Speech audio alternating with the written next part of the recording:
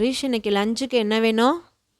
கோஸ் துவையல், அப்புறம் வாழைக்காய் வறுக்கணும். ஓகே.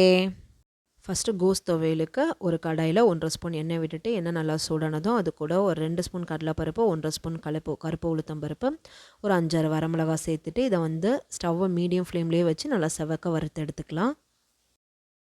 இந்த மாதிரி நல்லா வறுப்பட்ட அப்புறம் இதை எடுத்து வச்சுட்டு அதே கடாயில் நான் ஒரு பெரிய சைஸ் கோஸில் ஒரு காவாசி கோஸ் எடுத்து வச்சுருக்கேன். அதை நல்லா அலம்பிட்டு இந்த மாதிரி சின்ன சின்னதாக கட் பண்ணிவிட்டு நம்ம வந்து சேர்த்துக்கலாம். ஸ்டவ்வை மீடியம் ஃப்ளேம்லேயே வச்சுட்டு தண்ணி எதுவுமே சேர்க்க வேண்டாம். அப்பப்போ கிளறி விட்டு இது வந்து நல்லா சுருளை வதங்கட்டும். ஒரு 5 to 10 மினிட்ஸ் வந்து இது அப்படியே வதங்கட்டும். இப்போது நல்லா வதங்கிருச்சு. இப்போது எடுத்து கம்ப்ளீட்டாக ஆற விட்டுடலாம். நல்லா ஆறின அப்புறம் இதை ஒரு மிக்ஸி ஜாரில் சேர்த்துட்டு அது கூடவே வந்து வரமிளகாய், கடலைப்பருப்பு, உளுத்தம்பருப்புலாம் வறுத்து வச்சுருந்தோம்ல அதையும் சேர்த்துக்கலாம். வரமிளகாயை வந்து காம்பு நீக்கிட்டு சேர்த்துக்கோங்க. அது கூடவே கொஞ்சமாக பெருங்காயப்பொடி, தேவையான அளவு கல்லுப்பு சேர்த்துட்டு ஃபஸ்ட்டு இதை தண்ணி சேர்க்காமல் இந்த மாதிரி அரைச்சி எடுத்துட்டு அதுக்கப்புறம் கொஞ்சமாக தண்ணி விட்டு இதை இன்னும் நல்லா அரைச்சி எடுத்துகிட்டு வந்துடலாம். ஃபைனாக அரைக்காமல் இந்த மாதிரி கொஞ்சம் கொரப்பாக இருந்தால் நல்லாயிருக்கும். தண்ணியும் நிறையா சேர்க்க வேண்டாம். இப்போது ரெடி ஆகிடுச்சு. அடுத்து வாழைக்காய் வறுவலுக்காக நான் பெரிய சைஸில் ஒரு 3 வாழைக்காய் எடுத்துக்கிறேன். வாழைக்காயை நல்லா அலம்பிட்டு தோல் சீவிட்டு இந்த மாதிரி ரவுண்டாக கட் பண்ணி எடுத்துக்கலாம். இப்போ இது கூட ஒரு 1.5லேருந்து 2 ஸ்பூன் மிளகாய் பொடி, 1/4 ஸ்பூன் மஞ்சள் பொடி, ஒரு 5 பூண்டு பல் நான் இந்த மாதிரி இடித்து வச்சுருக்கேன், அதையும் சேர்த்துக்கலாம்.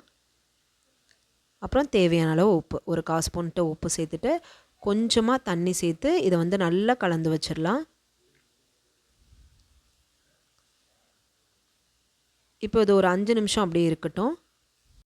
இப்போ ஒரு கடாயில் ஒரு 3 ஸ்பூன் எண்ணெய் சேர்த்துட்டு எண்ணெய் நல்லா சூடானதும் நம்ம மிக்ஸ் பண்ணி வச்சுருக்கோம் இல்லையா வாழைக்காய், அது கூடவே வந்து ஒரு 2 கொத்து கருவேப்பிலை சேர்த்துட்டு நம்ம ஆல்ரெடி மிக்ஸ் பண்ணி வச்சுருந்தோம்ல அந்த பாத்திரத்தில் கொஞ்சமாக தண்ணி மட்டும் சேர்த்து அதையும் இது கூட சேர்த்துக்கலாம். ஸ்டவ்வை வந்து மீடியம் ஃப்ளேம்லேயே வச்சுட்டு இது நல்லா ஃப்ரை ஆகிற வரைக்கும் அப்பப்போ இந்த மாதிரி கிளறி விட்டு நம்ம வந்து ஃப்ரை பண்ணி எடுத்துக்கலாம். வாழைக்காய் ஃப்ரையும் ரெடி ஆகிடுச்சு.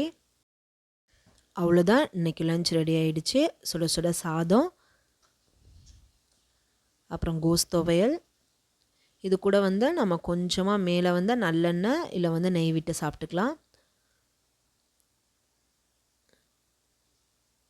அப்புறம் வாழைக்காய் வறுவல்.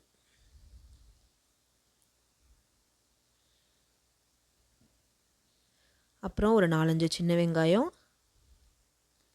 ஒரு நீர்நெல்லிக்காய். இது கூடவே மறு சாப்பாட்டுக்கு தயிரும் இருந்தது. இவ்வளோதான் இன்றைக்கான லஞ்ச். ரிஷ், இன்னைக்கு லஞ்ச் எப்படி இருந்தது? சூப்பராக இருந்துச்சுமா. தேங்க்யூ ஃபார் வாட்சிங். Have a nice day.